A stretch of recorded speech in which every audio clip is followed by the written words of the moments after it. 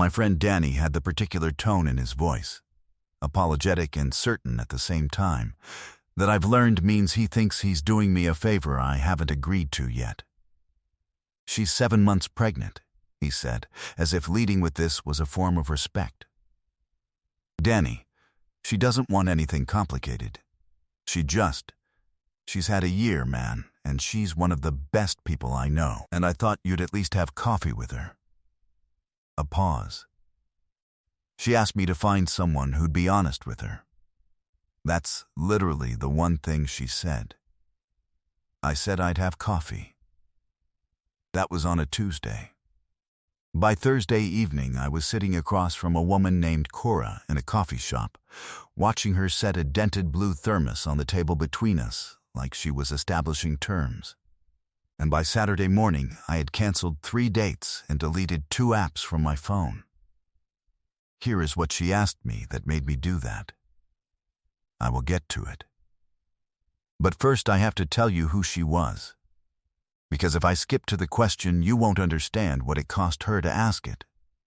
And if you don't understand what it cost her, you won't understand why it changed me. My name is Aaron Vance. I'm 34. I work in urban planning for the city, specifically affordable housing. The kind of project that takes 7 years and involves designing rooms where families will live for 30, and you won't be around to see most of it. This suits a particular kind of patience, which I think is my personality, and which my sister thinks is my way of avoiding things that might not work out. I have been on more first dates in the past 2 years than I can accurately count, none of which became the kind of second date that became a life.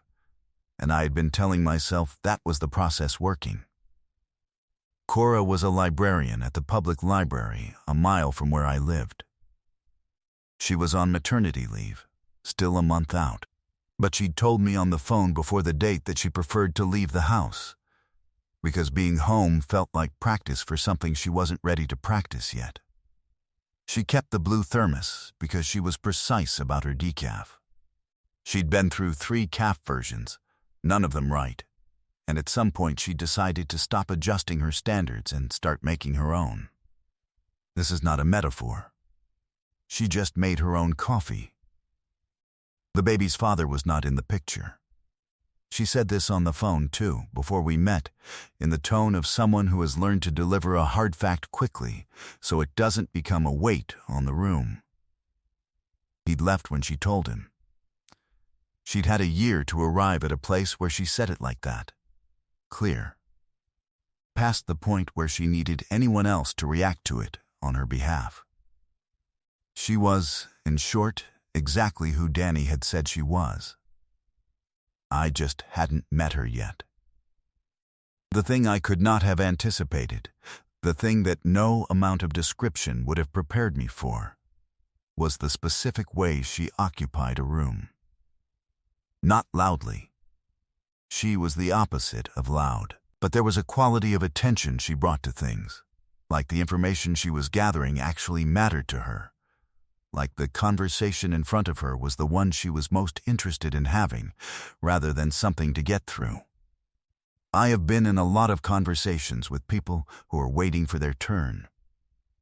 She was never waiting for her turn. She was always just there, inside the thing, and it made you want to say the true version of everything you were going to say. The coffee shop smelled of roasted beans and old wood, and the early March cold that people were carrying in off the street. She was there before me, thermos on the table, a library book she'd been reading tucked into her bag. The comfortable quality of someone who is used to being somewhere alone and does not mind it. She looked up when I came in and said, "You're Aaron." Not a question. "I'm Aaron," I said. "Good," she said. And she looked at the thermos for a moment, then back at me, and she said, "I'm going to be honest with you. I've been on 4 of these setups in the past 3 months, and I've gotten very efficient at knowing when someone's already decided they're out. So I'll ask now rather than waiting, do you actually want to be here?" I had been in the caf for approximately 20 seconds. I had also not been asked that question, that directly, without any softening, in 2 years of first dates. Yes, I said. She nodded, like that was the answer she'd decided to take at face value. She wrapped both hands around the thermos. Okay, tell me about your work. We talked for 2 hours. She asked questions the way someone does when they're genuinely curious, following the thread wherever it led instead of waiting for her turn. She asked what it felt like to work on something you wouldn't see finished. I said it felt like planting trees for someone else. She said that was either a cliché or the truest thing she'd heard all month. I said I wasn't sure which. She thought about it and said probably both. She laughed once at something I said, the real kind, the kind that arrives before you've decided to let it, and then looked slightly annoyed at herself for it, which made me want to say whatever had caused it again immediately. She did not perform. She did not lean forward, or make my ordinary things sound more interesting than they were, or manufacture the particular warmth that means a date is going well and both people know it and are collaborating to maintain it. She just talked to me. After 2 years of dates where both people are performing slightly, this was disorienting enough that it took me 20 minutes to stop trying to calibrate to an expectation she wasn't meeting. Near the end of the second hour, she said, "Can I ask you something? You can give me the real answer or the polite one. I'll know which is which." "Real one," I said. "What are you actually hoping for? Not tonight. From dating. The whole project." I sat with that for a moment, not because I was stalling, but because I owed it an honest answer, and honest answers sometimes need a beat. "I want a person," I said. "I've been on a lot of dates, and I keep meeting people I could be fine with, and I keep thinking that's not the thing, and I don't know how to explain what the thing is." I looked at her. That's a strange thing to say on a first date. "It's the right answer, though," she said. She held the thermos for a moment, and then I thought I had it. And then I didn't. And for a while I thought that meant I'd been wrong about what I wanted. But I think I was right about what I wanted. I was just wrong about where I was going to find it. She looked up. I haven't said that out loud before. So, the calf made its sounds around us. Outside, the March Street went about its business. I drove home at 9:15 and sat in my car before going up. Then I took out my phone and canceled 3 dates I had scheduled and deleted 2 apps I had been running out of habit. Not dramatically, just because, against what she'd said in that calf. The rest of my phone felt like people I could be fine with, and I had said, out loud, that that wasn't the thing. I thought about the question for a long time that night. Not the question she'd asked me, the one she'd answered. I think I was right about what I wanted. I was just wrong about where I was going to find it. I'd been on dates for 2 years, and I had never once heard anyone say a true thing that fast, that plainly, with that little strategy behind it. She'd said it, and then she'd said, "I haven't said that out loud before," which meant she knew it was true and had been keeping it somewhere, and she'd decided to take it out and say it to me, a man she'd met 50 minutes earlier, because she'd learned to value honesty more than protection. I lay in bed that night and thought, I have been on dates with people who are interesting and accomplished and kind, and who want the same general future. And I have come home from every one of those dates and felt nothing change. I came home from this one and deleted 2 apps. I am an urban planner. I am professionally trained to notice when something is structural. I called Danny on Saturday morning. "How was it?" he said. "Good," I said. "Just good?" "What did you tell her about me?" "Before?" A pause. "I told her you show up for things," he said. "That was the main thing she asked. Whether you were someone who showed up." I thought about that for the rest of the morning, which is a sentence that does not capture how much I thought about it. I called her the following Tuesday.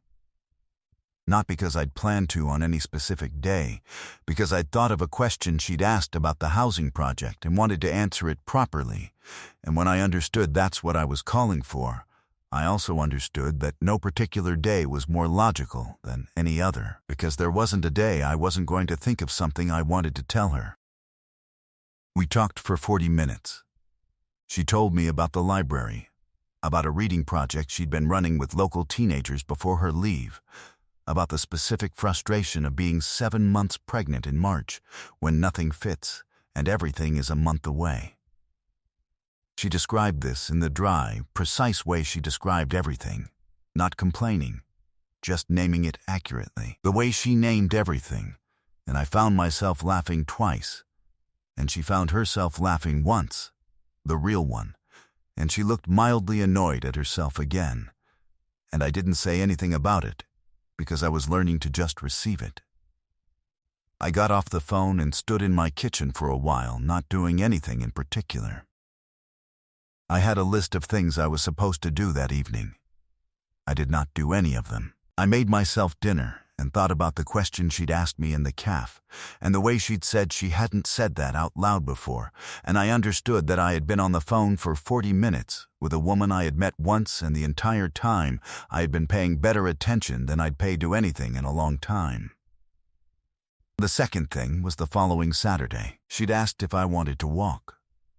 Doctor's orders, and she found it easier with company. We went 2 miles along the river path. She told me about the baby's room. She was painting it herself, which her mother had called too much, and which she'd done anyway, because she had opinions about the color and nobody else was going to have them correctly. She called the color the inside of a forest. I said that sounded expensive per square foot. She said it was worth it. I believed her. At one point she stopped walking and said, "Can I ask you something?" "Yes," I said. "Why are you still calling?" No defensiveness in it. Genuine curiosity, the way she asked everything. I'm 7 months pregnant, and it's March, and I'm not a low-maintenance situation. You could have had one decent coffee date, and that would have been a completely reasonable outcome. I looked at the river for a moment. "You said you hadn't said that thing out loud before," I said. "About being right about what you wanted and wrong about where you'd find it. And I've been thinking about it since the caf, and I can't put it down. That's why I'm still calling." She looked at me. Then she started walking again. Neither of us said anything for a while, and the river went its way beside us, and it was the kind of quiet I had never felt necessary to fill. The third thing was 3 weeks after that. She sent me a photo of the finished room, the forest green, exactly as described. I looked at it on my phone for a long time. I sent back, "It's right."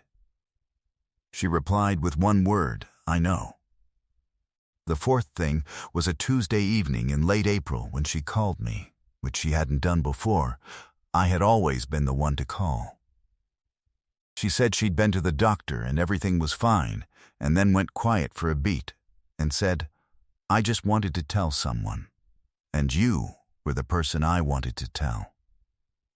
I understood that sentence completely. I had been using a version of it silently for 2 months. By early May, she was 4 weeks from her date, and the rhythm of us had settled into the kind that doesn't require scheduling. She knew when I'd call, and I knew she'd answer, and there was an ease to it that I found harder and harder to describe as a situation I'd gotten into as opposed to a thing I had chosen. Every week, to continue choosing.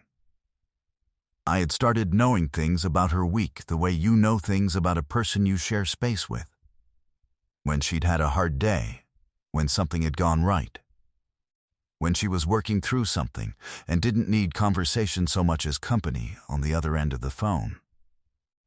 I knew these things because she told me, and because I was paying attention, and because I had found, sometime around week 6, that I was paying the kind of attention you don't choose to pay. It just happens.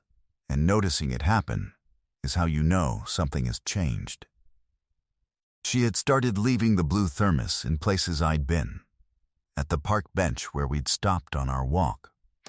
Once in my car after I'd driven her to an appointment. I brought it back each time. She said thank you each time. The thermos kept completing the circuit between us, like it was rehearsing something neither of us had said out loud yet. I noticed this. I did not say anything about it, because I was not entirely certain I was supposed to have noticed, and also because some things are better left to their own timing. She came back to me in the last week of May, the week before her due date, with a thermos and a quality I hadn't seen before. Not anxious, not complicated, just very still in the way that meant she'd arrived somewhere and was ready to be there. We were on the river path again, the same stretch. She stopped at the same place as before and looked at the water and said, "I've been trying to find a reason to tell you this isn't a good idea." I waited. Not because I think it isn't. She kept her eyes on the river. But because I know what I'm asking, even if I haven't asked it yet, and it's a lot. And I've spent a year with people being decent to me out of obligation, and I've gotten very good at knowing the difference. She looked at me. And you are not doing that. And the only explanation that makes sense is the one I'm not supposed to assume. She went quiet, not waiting for me to fill it, just sitting in it. "Cora," I said, "I've been calling you twice a week for 2 months. I drove you to 3 appointments. I know about the forest room and the library project, and the name you haven't told your mother yet." I held her eyes. "Tell me this isn't a good idea, if that's what you believe. I'll listen to every word. But don't not tell me because you think you're asking too much." She was quiet for a moment longer. "The baby's going to be here in a week," she said. "I know. And after that it's going to be whatever it is, and I can't tell you what that looks like, because I don't know yet. It won't be simple."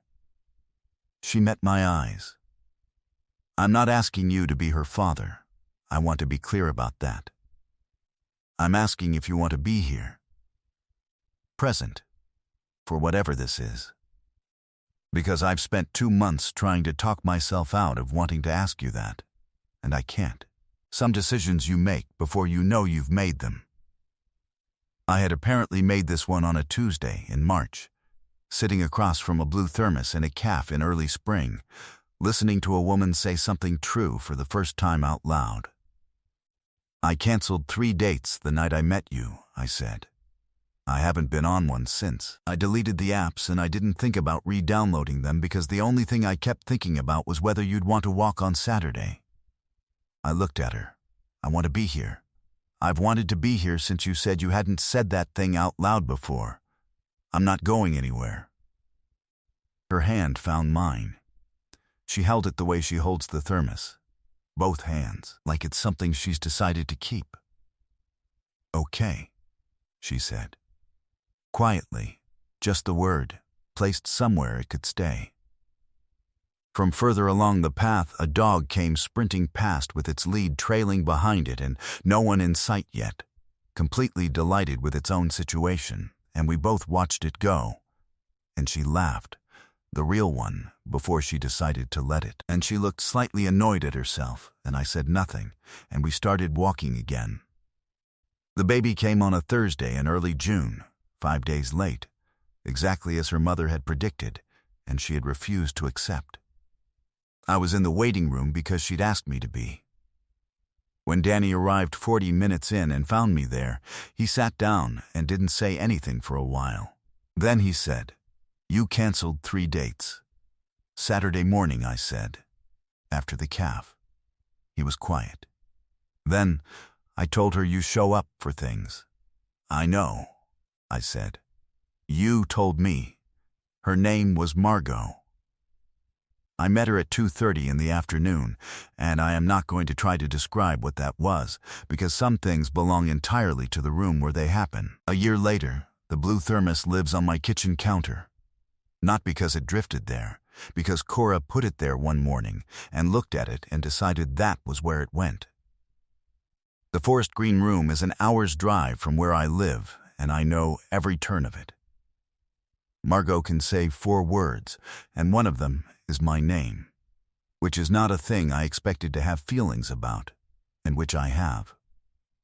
It turns out, very strong feelings about.